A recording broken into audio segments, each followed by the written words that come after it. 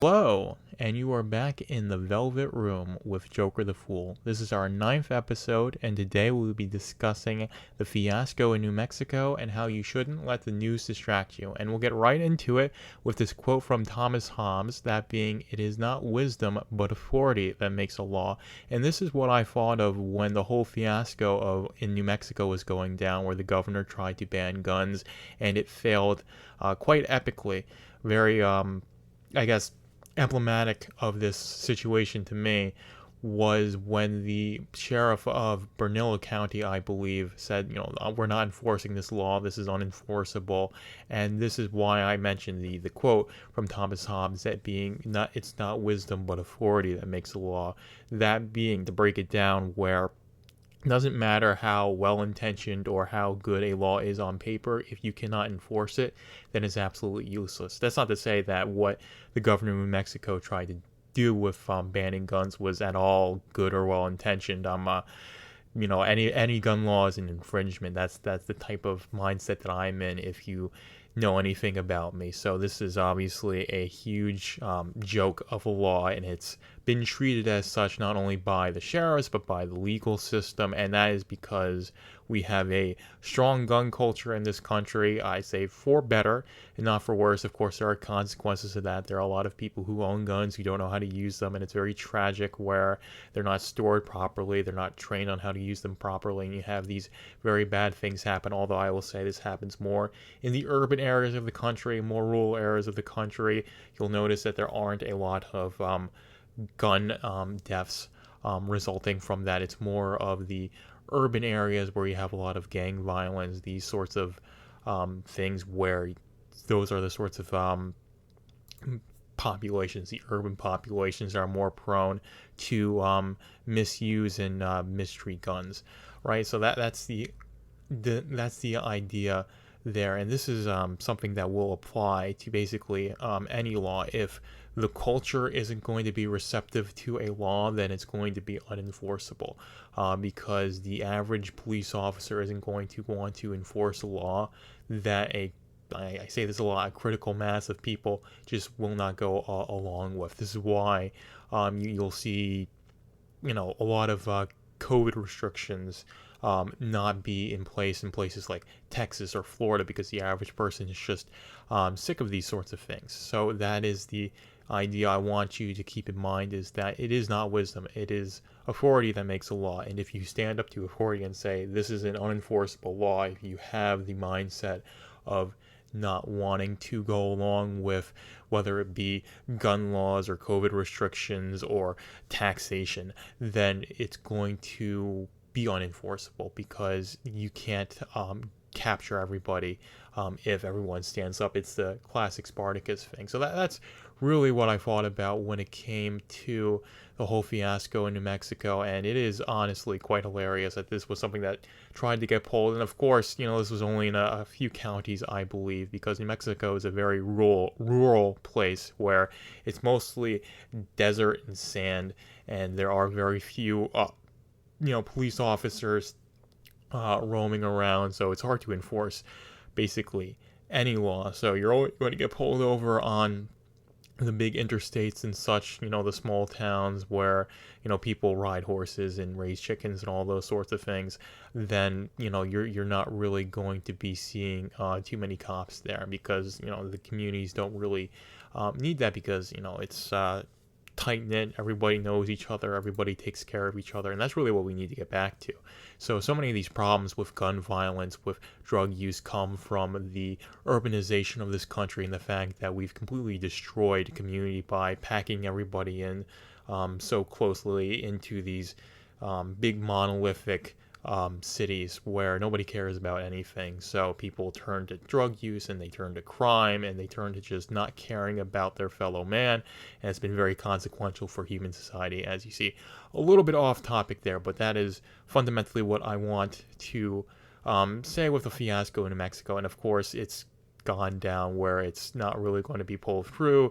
The governor says, no oath to the Constitution, and, you're going to get the end result of it being shot down the courts. It's completely against the Second Amendment, and even if it was going through, so many people in New Mexico and the surrounding states just do not care about what the governor has to say, and they're just going to conceal carry, open carry, regardless of what the governor says, because we have a very strong gun culture, and that's going to supersede whatever law is made about that. So going off of that, we'll go into the next topic, is that we've got a lot of media blitz around sexual misconduct, right? We've got Lauren Boeburt getting groped in a movie theater, and we've got Russel Brand getting, I'd say, Me Too'd, for a lack of a better word, over all of his degenerate sex stuff that he did in the past, when he was very deep into the belly of the beast that is Hollywood. And I would say, do not let this distract you from the evil shenanigans of the state, the fact that the IRS steals your money, and that doesn't even matter because the Fed makes it worthless with the money printing and the constant inflation and trying to get to this 2% game and all these sorts of things. And you've got the federal government doing all these things with welfare, and you've got the whole mass surveillance state. I could go on, and you've also got, I've talked about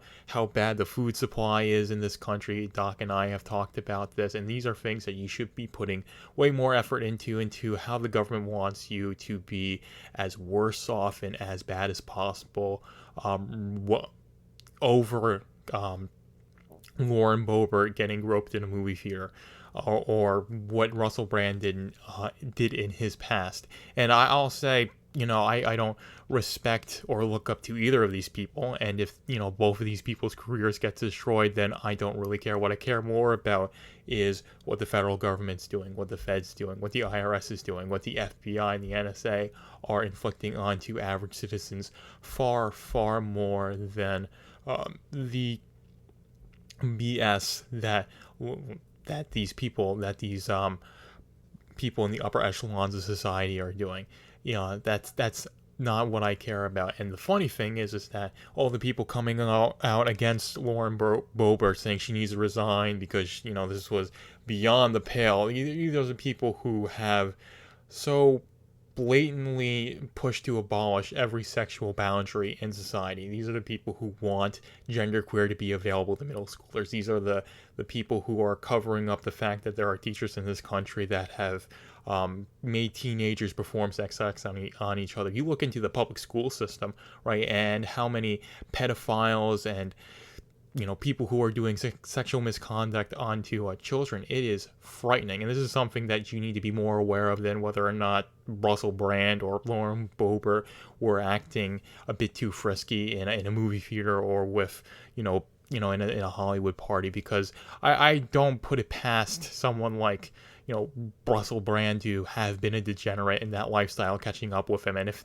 something bad does happen to him, then because of his past actions, and that is on him. That is my opinion of it. So he had a degenerate lifestyle where it was sex, party, and drugs, and that is catching up with him, even if it was all consensual and it's trying to be skewed as it wasn't.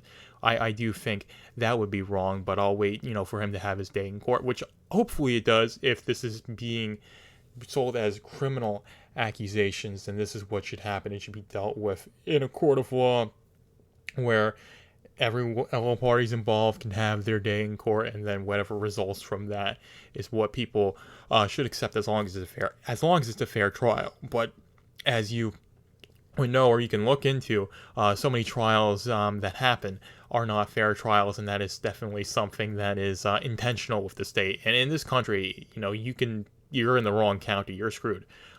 You have the wrong DA, you have a DA that doesn't like you, and I can guarantee you there are plenty of DAs that don't like Russell Brand. I know, he's in the UK, it's a little bit different, so I'm not sure exactly how they're going to get him, but it's not like the United Kingdom's known for being fair and free country with the COVID regulations and the stuff they do with transgenderism, all these sorts of things. So any major Western nation in this country is basically sold out to the alphabet mafia, the people who want to be on the right side of history. And this is what you need to be aware of rather than Russell Brand having been a degenerate and that lifestyle catching up with him, or Lauren Boeburt being someone who was letting herself get her day get handsy with her. I don't really care about that.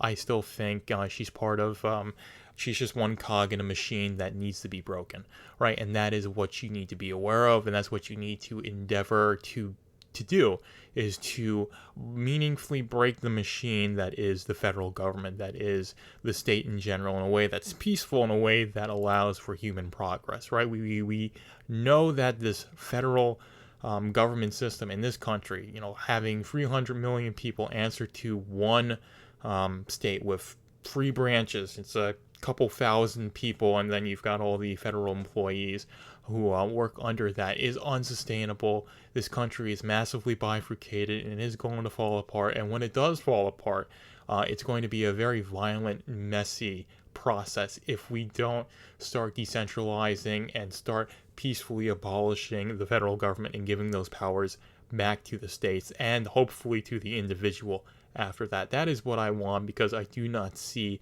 the federal government lasting meaningfully for too much longer. And when it does collapse, it's going to be a very violent one, like I said, unless we decentralize and we do it quickly, or we have a massive cool-off period, this whole reunification of this country, a common culture. But I just do not see that happening, especially with all the psyops and these things that happen on social media that are pushed by the government, and these wealthy elites that just dish out money to the right people to enrage as many people as possible, and the algorithms that use your rage and anger as ways to keep you engaged. It's just, we're having a very angry, nihilistic society. That's why the suicide rate is where it's at.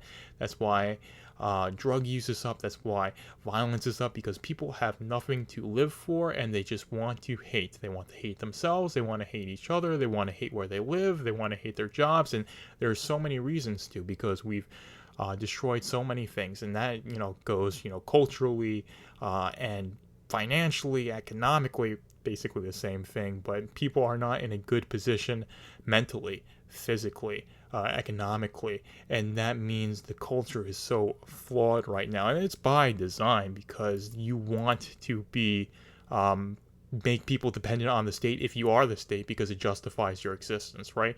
Social security is a system that is justified to continue its existence if people are relying on it as their only means of retirement, right? Medicare, Medicaid, if that's the only way you get health insurance, then you need to have that tax system in place, right? All these services are justified if people can't rely on themselves and their local communities to support them through, right? And that is why you need to focus on the things that the government and the state are doing to degrade the culture and degrade the individual, rather than whatever the media is going to throw in your face. The keys are going to jangle, whether that's Lauren Boeburt or Russell Brand or whatever flavor of the week they decide to make you forget about what happened. So you want to have a long memory, and you want to keep in mind that there's a long game being played, and you do not want to be a part of it. So with that, I am going to sign off. I'm going to play the outro to this podcast, and I hope you enjoyed it. Thank you for being in the Velvet Room with Jokerthefool. Be sure to follow my Substack, velvetroompublishing.substack.com, to read Machine to Man and all my other projects.